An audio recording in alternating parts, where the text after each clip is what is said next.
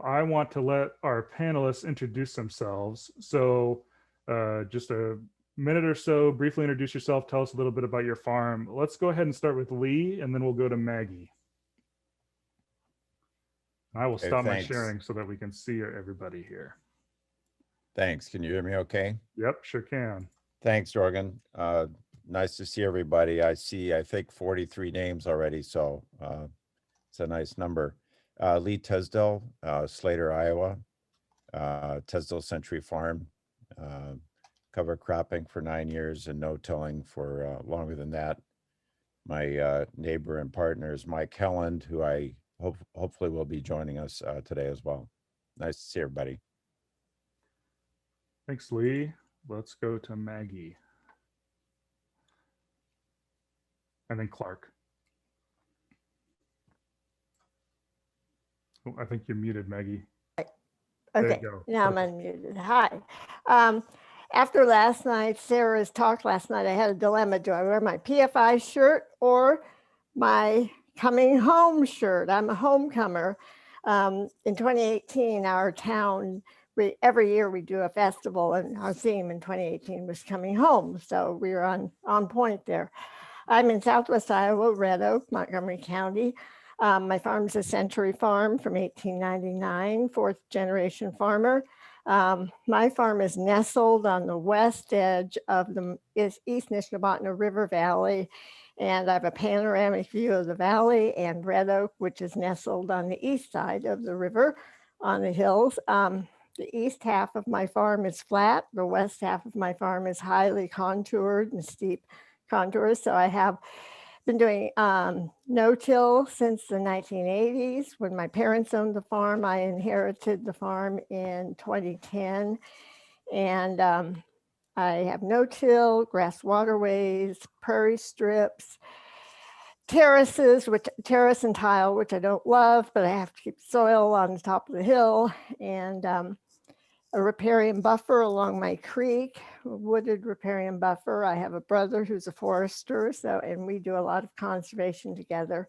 We have CSP and other things. So, and a produce garden. My husband and I have a produce garden, and we co-manage the Red Oak Farmers Market.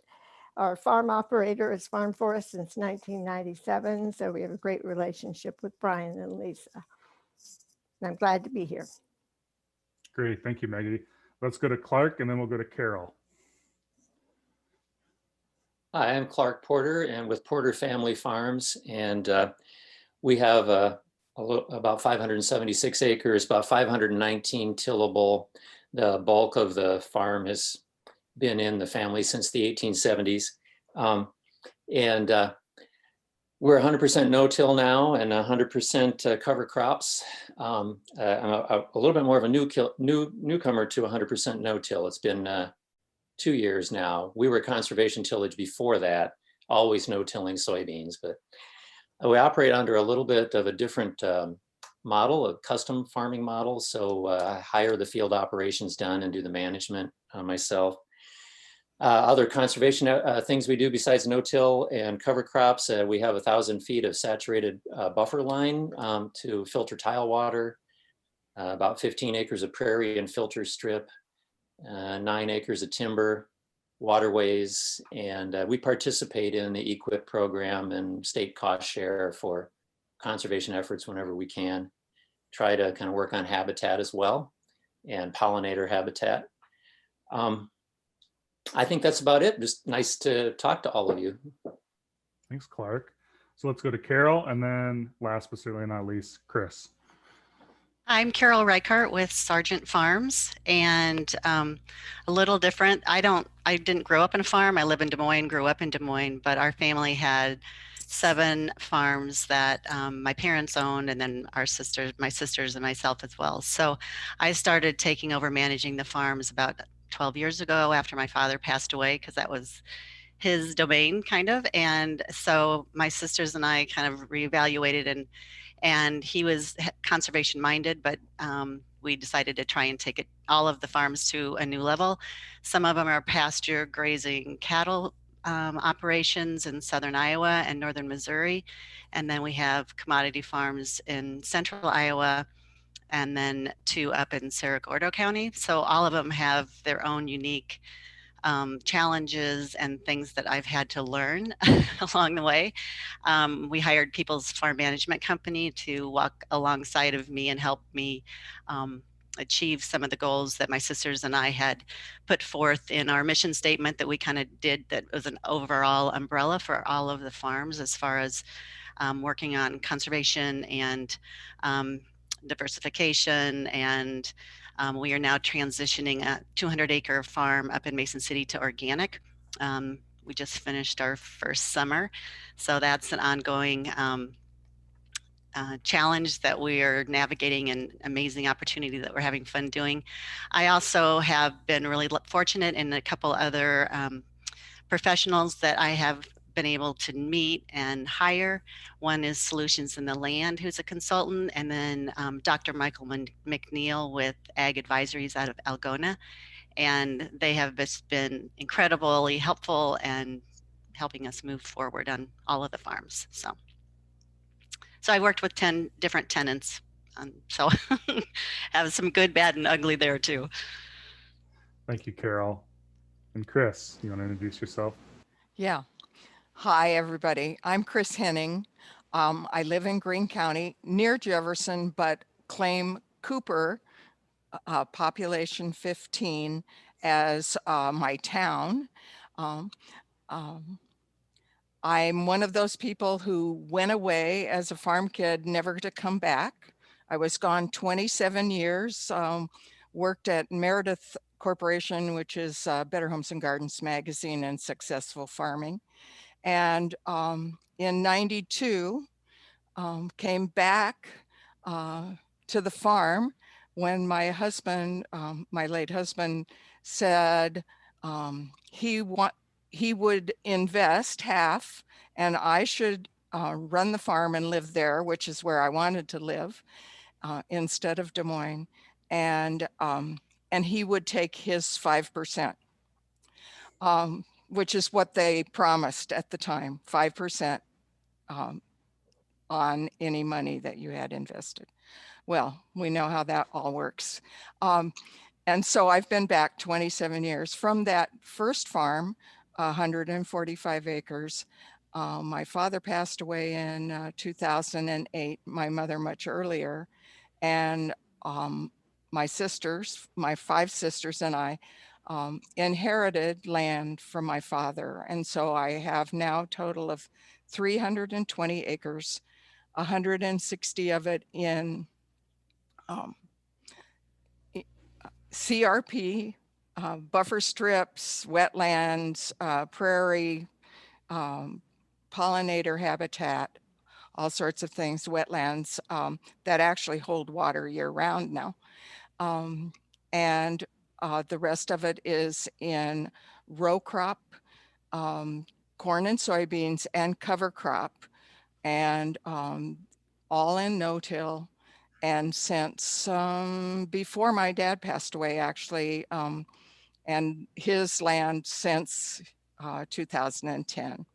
So I farm now with a man that I knew when I was a kid, and his kid, who helped in one of the first projects in alternative ag that I was involved in, the green bean project, when we grew azuki beans for Japanese markets in a time when the corn price was $1.84 and beans were $2.84. And he was involved in that. And when I was ready to change operators, his 12-year-old was old enough by then to be part of the farming operation. So Tom and Troy Thorpe farmed for me. And I think I'll leave it at that, and whatever else comes up next. Thank you, Chris. I have just a couple questions here, and then I really want to open it up to you all for questions for some of our panelists or topics for discussion. But we heard a little bit from Clark about his custom farming, and I want to let him talk about that in some more detail. But I would also like our other panelists just really quick to talk about some of their land rental structures. So whether that be, maybe a a cash rent lease or crop share or a flex lease or anything like that. So let's just use the same order we did. Let's go to Lee first. Well, thanks. I guess you can still hear me okay. Yep. I'm going to ask Mike Helen to unmute there so he could chime in here. But basically, Mike and I don't even have a written lease. We're neighbors. I can look out the window right now and see his house and vice versa. We just kind of a handshake, and we cooperate on the cover cropping and the no-till. You want to say anything, Mike? No, not really, other than, it's pretty flexible between Lee and I. We kind of set the rent according to the year. And that's Lee's idea. I've got several landlords that are kind of a flex lease of one kind or another. Mm-hmm.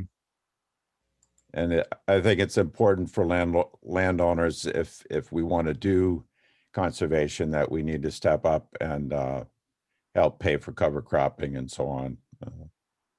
So that's what we do. Yeah. That's a great topic, Lee. I think we'll come back to that in some more detail. Let's go to Maggie really quick. We have, I inherited the land from my parents. My dad passed away in 1990. At that time, he was farming and had a hired man. Then my mom hired our current farmer, a couple times when they Brian and Lisa, in 1997. And actually, my mom did a full crop share. She marketed the crop up until she was 89 years old. So she was a real farmer at heart, and she liked being involved. When my sister and brother and I inherited our 3 farms, we divided the land up, but we decided to farm together with our farmer. But we thought we'd get fancy, and instead of, we didn't want a full crop share because 3 of us trying to market grain wouldn't work. So we thought we'd do a flex lease, and we came up with a formula, and our Brian and Lisa agreed to it. Well, after a couple of years on that flex lease, Brian said, this just is not working. So what we have now is kind of a hybrid. It's technically cash rent, but it's based on a crop share formula. We use a 12-year average price of the grain, and Brian provides the input cost, and we subtract the input costs, and then we split the crop from there. But it's priced at the average price on 12 months at our local co-op. And what he sells the grain for is, if he does a great job of marketing, he makes more money, but also we share in the risk and we share in the reward.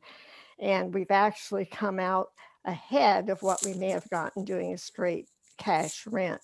Mm-hmm. I manage all the paperwork for both my brother and my sister since I'm living here on the farm.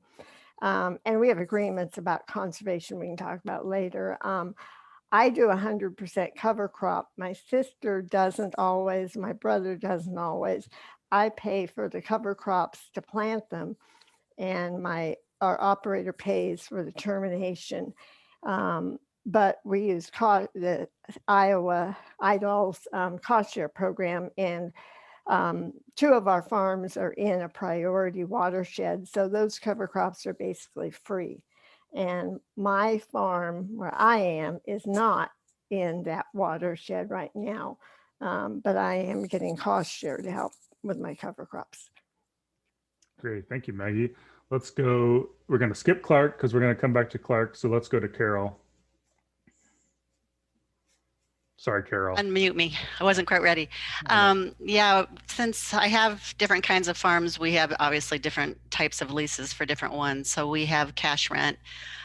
We have a flex lease for one of our farms, and then we have crop share now with this new organic transition that we're in. So, I mean, also I think that the biggest change that I see is we have negotiated longer length leases, which has allowed for more conservation practices with our tenants, getting them buy-in and then helping with that. And also just stress on them, understanding that they have it, more than just this 1 year, especially with our cattle operators has been incredibly helpful.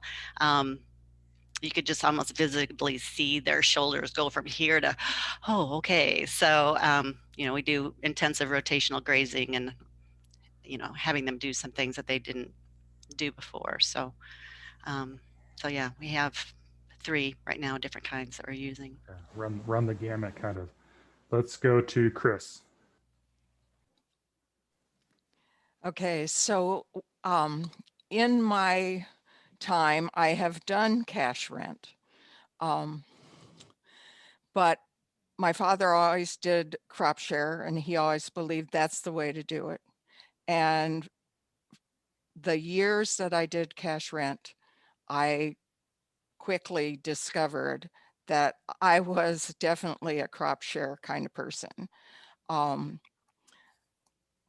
share 100% of everything that, and then the CRP lands are in my own operation and whatever, but any work that my tenant helps me with on that, I pay him for because he doesn't get the benefit of it, of the CRP payment.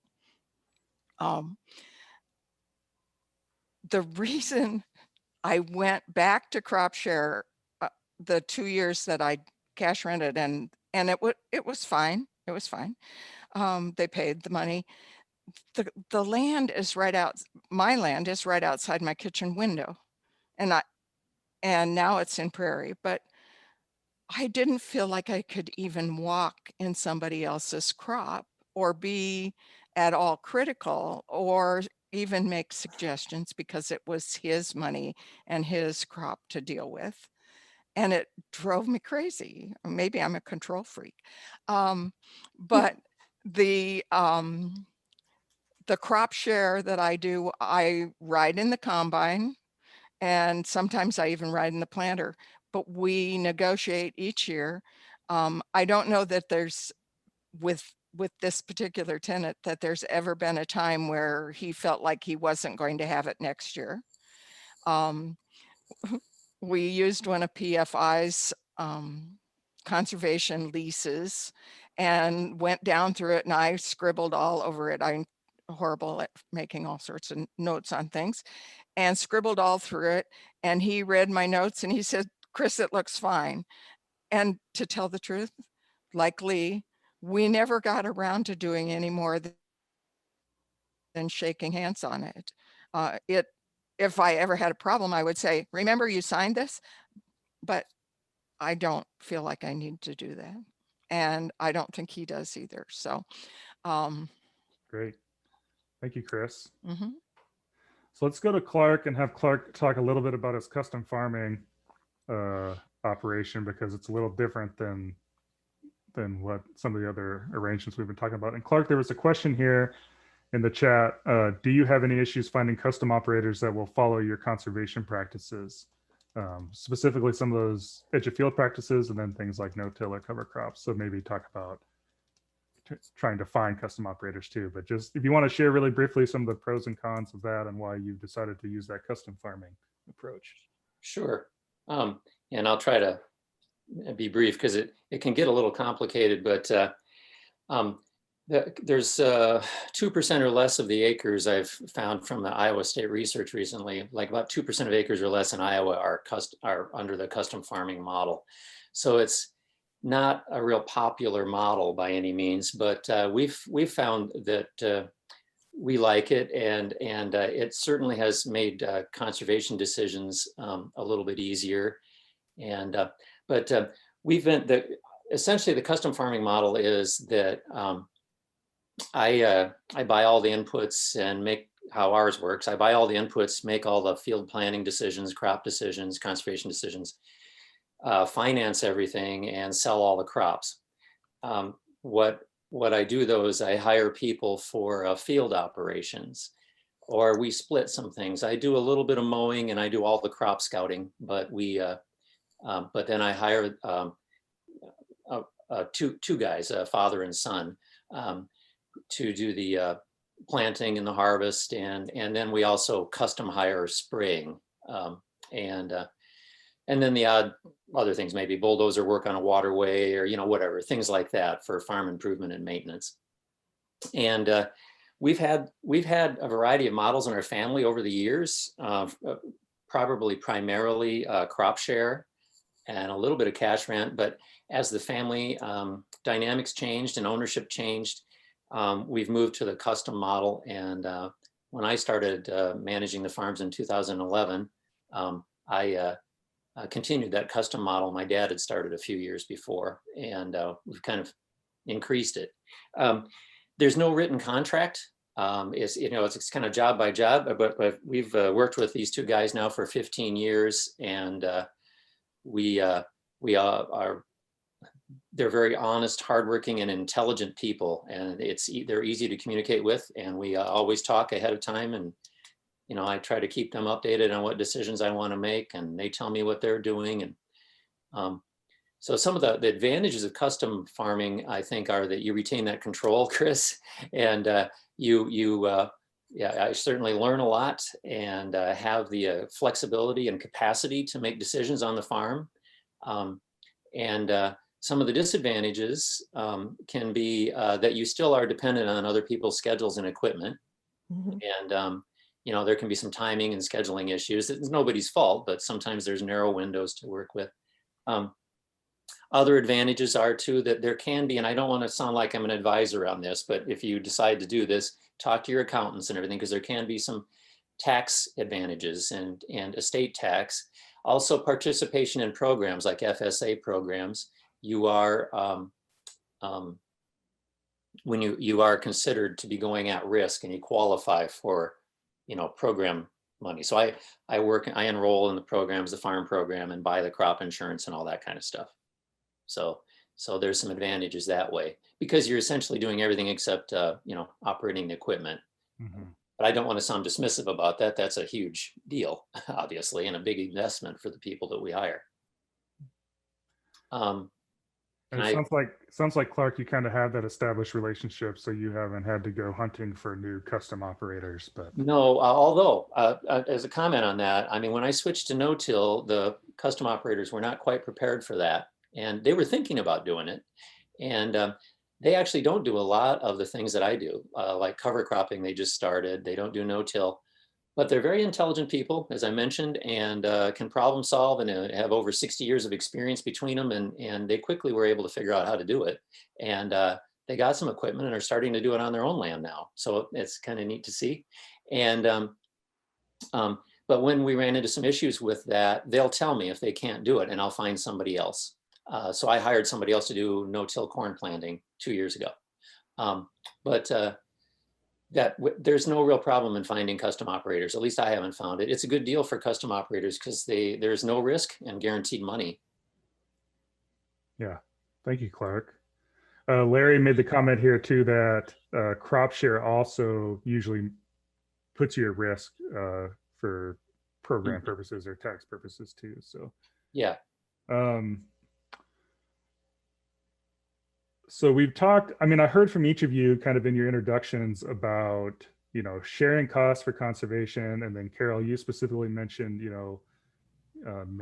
sharing risk. And so Carol, there was a question here in the chat for you. Would you tell your story to date on your transition to organic? Would you, in particular, would appreciate your comment on your relationship with your tenant and how you share risk and reward? That was from Greg. Greg, it sounds like maybe you have some inside knowledge. If you want to unmute and clarify, or no inside knowledge, just very curious. As a landlord, I actually had a conversation with a tenant last night about that very topic. So just be very interested in hearing your story. Yeah, so maybe Carol, you can talk about both how you share risk and reward, in your leasing structures, but I think it's also important that note you made about like the length of the lease, and then maybe we can go to Maggie and get some thoughts from Maggie on that too.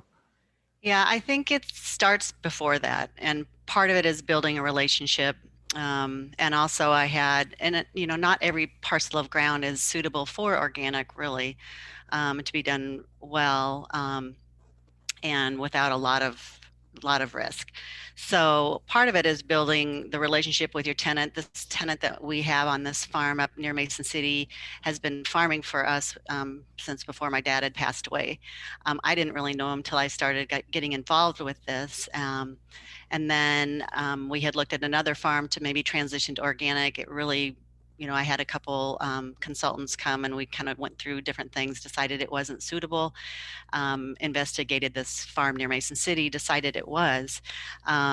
And then the next step was we did some soil sampling, trying to decide exactly what was needed.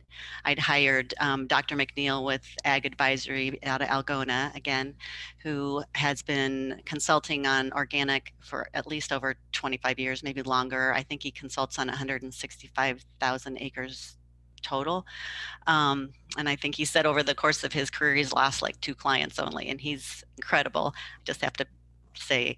So he actually helped me with my tenant. So we had a meeting with my tenant, his son that farms with him,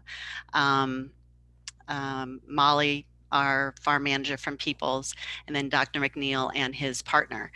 And we went through all of, you know, the pros and cons and how we thought it could work. It was an interesting conversation that started with, I wish I had a movie of the body language of our tenant at the time when it started, because it was pretty arms crossed way back in his chairs. And like, this girl from Des Moines is going to come up and tell me I want to change to organic. I don't know that I want to do that. But it was really the credibility of Dr. McNeil and their ability to stay involved with the process.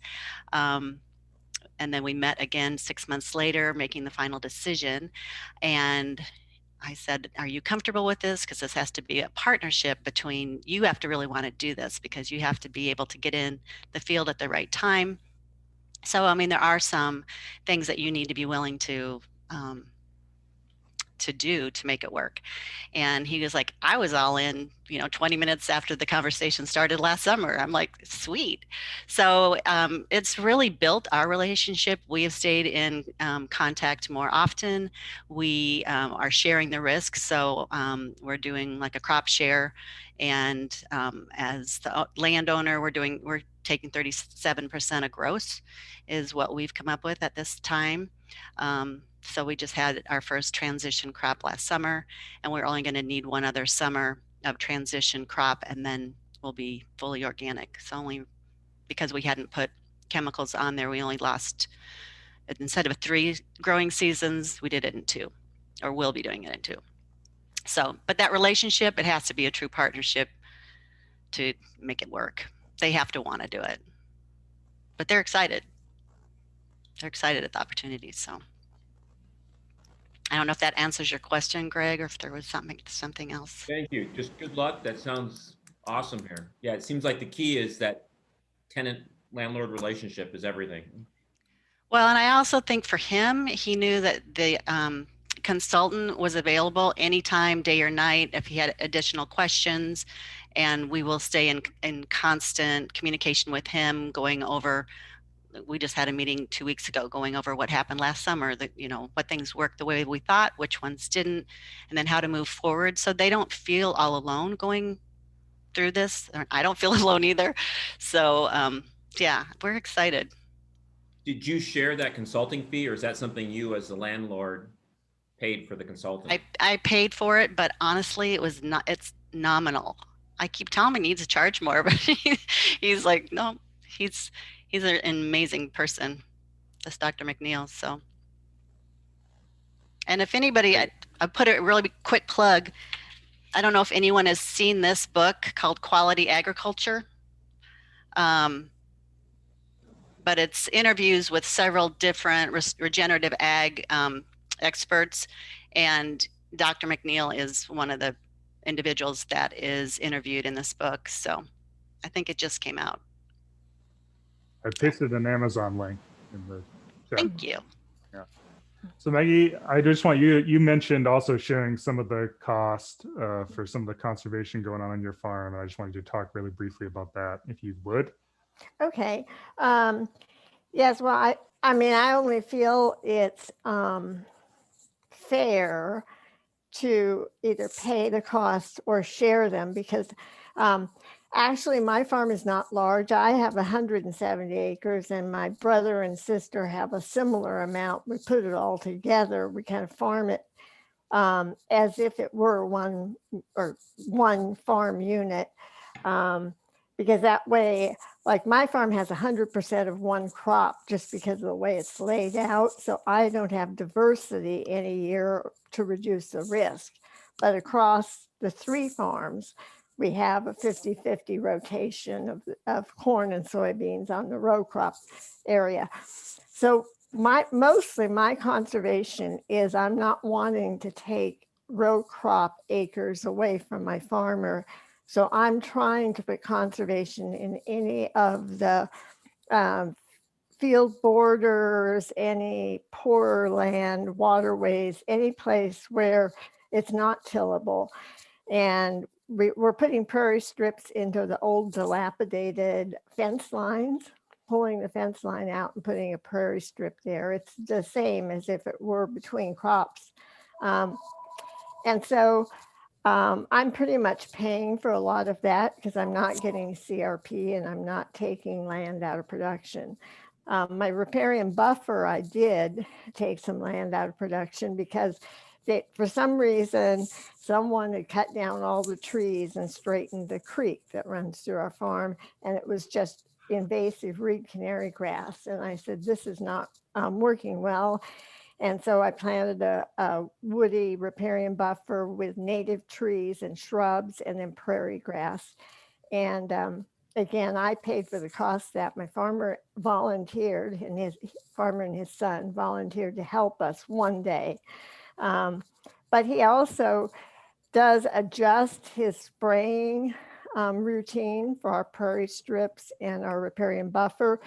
He won't spray his row crops when the wind is coming from a certain direction, or he'll spray on one side of the creek and he'll come back another day when the wind's from the other direction to spray. But as far as cover crops, I really wanted to get in cover crops because I have so much erodible land, and I also wanted to improve the organic matter. And so he has agreed to do that. And it's worked out well that I pay the cost of the inputs and planting, and he pays the cost of termination. We've been in CSP since 2004 when the program started. When it first started, it was 10-year contracts and it was a landowner program. When we went to renew after our first 10-year contract was up in 2014, it had become a farm operator program, which to me makes no sense because it's a 5-year contract. And if you're renting the land, if you don't own the land, how can you guarantee that? Well, it ends up I have to sign a letter guaranteeing that our farmer will have control of that land for 5 years. We are now on our 3rd contract of CSP. And there we share the cost of seeding. We usually have to seed something like a native prairie or set aside some land. We share the work. Since I live on the farm, my husband and I love getting out and doing work. And we actually do a lot of the conservation work ourselves because our farmer doesn't have a lot of time. He farms for 5 or 6 different landowners, but owns none of his own land. And that's one of our issues is he doesn't have a lot of flexibility. He's into the full corn soybean rotation. I've been trying to work with him on adding small grains or more diversification. And he's working on razor thin margins since he rents all of his land and equipment. He doesn't have a lot of flexibility of changing his equipment and that. So I'm kind of struggling with that, but we don't have a lot of flexibility with him to experiment and test and change our operations. My guess is that lack of flexibility is also frustrating for many farm renters, farm tenants as well. Right. Farm landlords. Yeah. So Richard Sloan made a good comment. Someone may want to tell the difference between set-aside programs and working lands programs. Richard, do you want to unmute and share with us? I'm putting you on the spot. Hi, here, let me get my video on too, I guess. So the set asides is like the CRP and different things where you get paid for renting your ground to the government, basically. And they put my prairie strips in. I was able to enroll it in CRP rules to do that. The working lands programs is more of the equip and CSP type things where it has to do with how that farmland is managed. Do you grow cover crops, or what kind of tillage practices you might use, and that sort of thing. And so both are conservation, work available through talking to your district conservationist, NRCS. So go ask questions, but you're a little bit aware that there are different types of programs out there. Some of the ones where we're talking about carbon sequestration, using the land as a carbon sink to try and mitigate climate change situations, some of that stuff that might still be coming at us in the next 5 years. Those are going to have a lot to do with working lands programs. So yeah, just so you're aware. Thank you. So I pasted, we've been tossing around some acronyms. I put in the chat, when we say CRP, that's the Conservation Reserve Program. Like Richard said, that it is the government paying you an annual rental payment, usually to convert row crop ground to some sort of perennial cover. CSP, Maggie mentioned CSP is the Conservation Stewardship Program. That's what we call a whole farm conservation program. It's paying for a suite of conservation practices kind of across the farm. And then we've mentioned EQIP, the Environmental Quality Incentives Program. That's more of a singular payment for individual conservation practices. And each of these programs have different rules about which entity, whether it be landlord or tenant, can enroll. So Maggie kind of alluded to this. CSP, the rules have changed. Landowners can enroll in CSP contracts now, but they have to have some sort of operational control or risk. And that's still kind of fuzzy. They're not really clear what that means yet, but those rules are pretty new. Jorgen? Yes, go ahead. May I interject too? I failed to mention this with our CSP, since it is a working lands program and we're a cost share kind of cost share lease.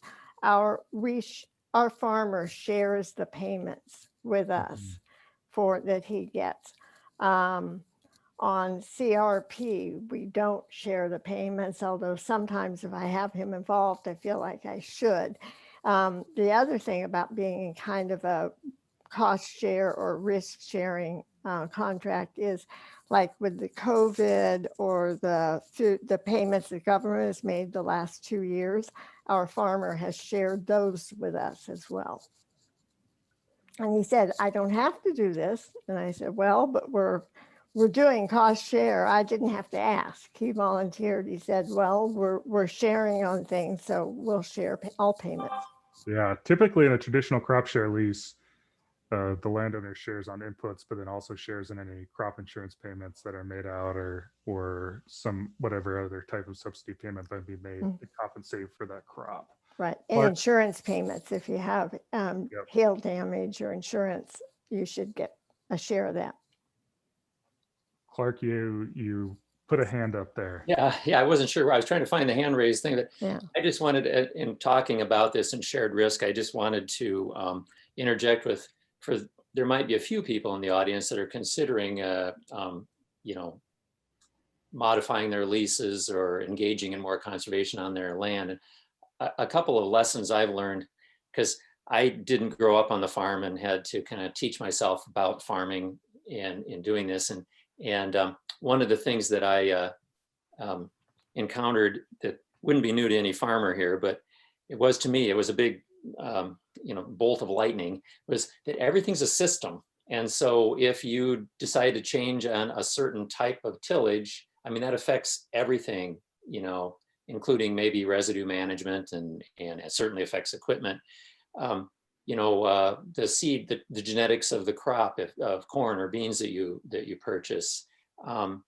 you know, cover crops, whether it's winter kill or winter hardy. I mean, any decision that's made about the farm and about conservation or about inputs or whatever, it's all relates to a system and it's kind of chained together. So that's why consulting with the farmer is so important, because you affect the whole system. And then the second thing that I've encountered too is that I mean, I always talk with them about my decisions, and even though they sometimes don't practice the same conservation practices I do, they have a lot of experience and can and ask really good questions as I'm trying to make up my mind. And I think that it's good to consult with these individuals, because if you've got the right person farming on your land, then they're going to know a lot more than you.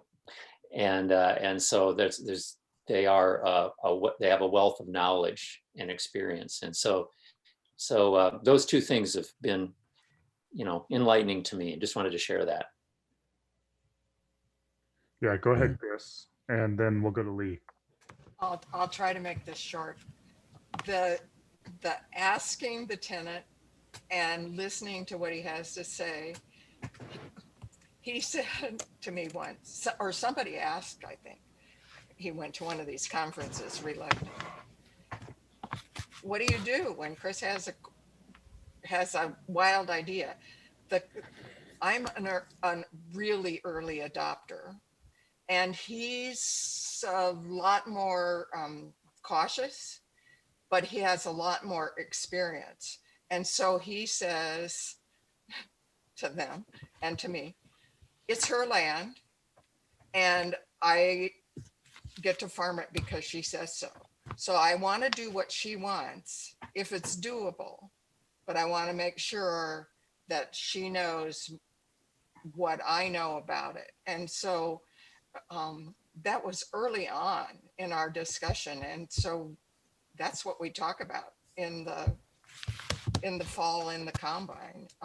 I mean, and anytime he drives by and he has a question, or anytime he drives by and I see him, I call him and if I have a question. So the communication sure makes a difference. It's like Carol said, like you said, it makes a difference. And being open to, no, I don't think that'll work, Chris, and this is why.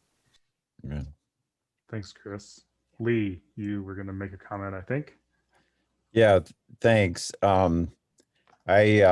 We've been talking a little bit about risk, and I see what Mike says about this, but I wonder if those of us who are early adopters of conservation practices might be a way for tenants to try new ideas or try out new practices on the land that we own.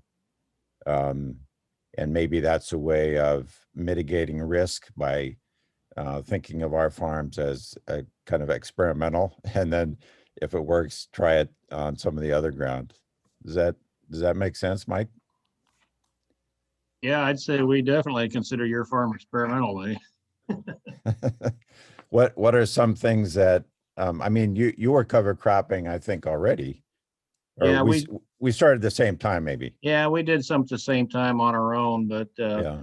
you know, my dad used to say that this year is just an experiment, and every year was the same way.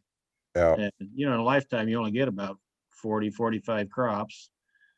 So yeah, you know, Right. Every year is a little bit of an experiment. We try something new most every year, because you don't want to waste that 1 year to try something, even if it's small. Right.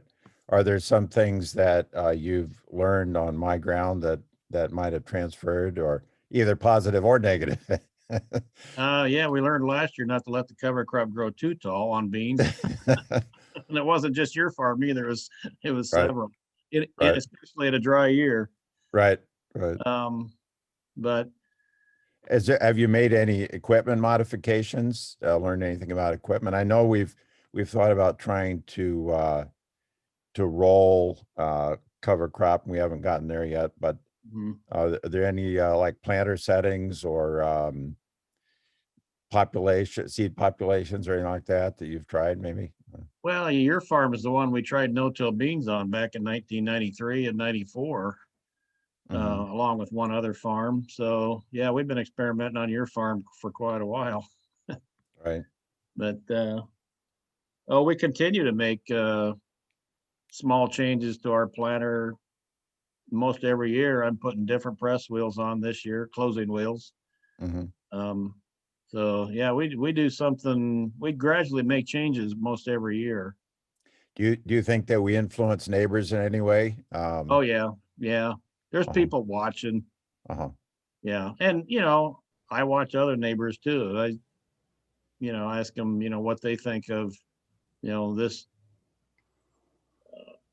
part for a planter or whatever, where there's a seed firmer or closing wheel or hydraulic downforce or whatever. Yeah. So Jorgen, maybe that's another role that we play as early adopters, is that we work with our operators and influence not only their practices, but also neighbors. Somebody else mentioned on here that try and no-till on their fields. Their operators started adopting some of that on some of their other fields, and there's a lot of truth in that. I mean, we've done some custom work in the past, and you see how somebody else does it on their ground, and you look at adopting that. So all right, thanks. So I want to get to this question about grazing and rented ground, because I think some of you have experience with that, and it raises its own. Chris, can you hear me? I can. Okay. Do you have a comment about grazing? I do. Okay, 1 minute. I want to ask one other question before we get to grazing. Okay. TJ asked a question here. How long of lease do you have with your tenants? And it sounded like maybe Lee and Maggie and Chris, you have these longer term relationships, and maybe the lease is long term just by the nature of your relationship. But Carol, you mentioned that you kind of have a gamut of leases and lengths. I don't know. Yeah, so some of the farms we have annual, just 1 year leases. I guess that would be 2, but they roll over, and they pretty much know what our goals and what we're wanting. So we're not really going to change unless you kind of upset the apple cart or go in a different way. And it's also encouraged them to experiment, kind of like Lee was talking about too. I mean, they've been willing to try small grains on a couple, and we obviously have CRP on 3 of the farms, but the longer leases have been helpful in getting even further buy-in on conservation. Thank you, Carol. Sure. So Shannon made a couple comments here about grazing, and could some of that land that is in perennial cover be used for grazing. And I know that Chris, I don't know if this is what you were going to say, but a lot of your perennial covers in CRP, and so that carries its own kind of grazing restrictions. I don't know if you want to talk about that a little bit. And then Carol, I want you to talk about some of the grazing that you're maybe doing on some of your farms, and anyone else, any of our other panelists. But I'll let Chris speak first to whatever she was going to speak about. So I was a couple of things. The farmer has cattle and determined that he would grow cover crops on one of his farms, and did graze it through the winter. And that there's a lot of that going on right now in our area, where the cattle people are grazing on cover crops. But the CRP, in years where the hay market is, there isn't any hay or whatever, they have allowed us to do grazing and so forth. The fence issue is one. The fact that cattle don't like Canadian wild rye, or particularly the time of the year that they are allowing this grazing. The cover crop or the prairie grass is not in any shape that the cattle like it. They do hay it in in some of the places around my pond where it's not in CRP, and it has to be mixed. So it's kind of like you need to plan ahead for next season how you're going to do that. You can't just do it when the government determines we need hay this year. Yeah, so what Chris is referring to is emergency haying or grazing on CRP, which was enacted in many counties, this last summer because of the drought drastically influenced forage availability. But again, Chris raises a couple of good points there that I hear from a lot of landowners and grazers is this lack of infrastructure across the landscape, whether that be fence or water is often a problem.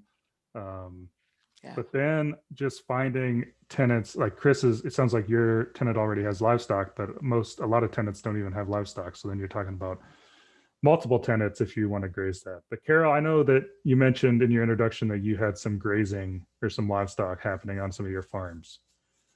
Yeah, so we have one in northern Missouri, and it's just pasture, grazing cattle. And I haven't done a lot down there yet. I mean, I kind of had to prioritize and learn as I went. And also it's just further away, so it hasn't been my top priority. We have one near Osceola, and it is mostly pasture with some crop on it as well. And sometimes the farmer does grazes cattle on the cover crop that we have. I suppose sometimes maybe doesn't work, but he has done that because we have fencing in place because it's primarily a cattle ranch kind of operation. And then we had switched to working with him. Actually, that was the bad tenant experience. We had to let a tenant go because for 2 years I drive around and tell him not to overgraze and talk through some different things, and he didn't want to change. So we had to let him go and find someone else that was willing to do more intensive rotational grazing. And so that was one time that it didn't work out with the tenant because they weren't willing to do the practices that we wanted, but it was the goal and the values and what we wanted to do on that farm that drove us to continue to work to try and find the right tenant to do the kind of practices that we wanted. Mm-hmm. So Shannon, I would say, there are conservation programs that will pay you for managed grazing practices like prescribed grazing. Some of the conservation programs will help pay for that infrastructure. But when you use those conservation programs, whether they be like EQIP or CSP to help pay for establishment of perennial cover, or when you use CRP to establish perennial cover, there are restrictions then on grazing that land. So that kind of complicates that a little bit. I don't know if anyone else has experience with grazing rented land. Any farmers on the call or any landowners? I don't know if anyone wants to unmute. And Mike's brother did it. Mike, do you remember their arrangement a couple of years ago? I think that was a neighbor that he let do that, and I think he just let him do it for nothing and just see how it went.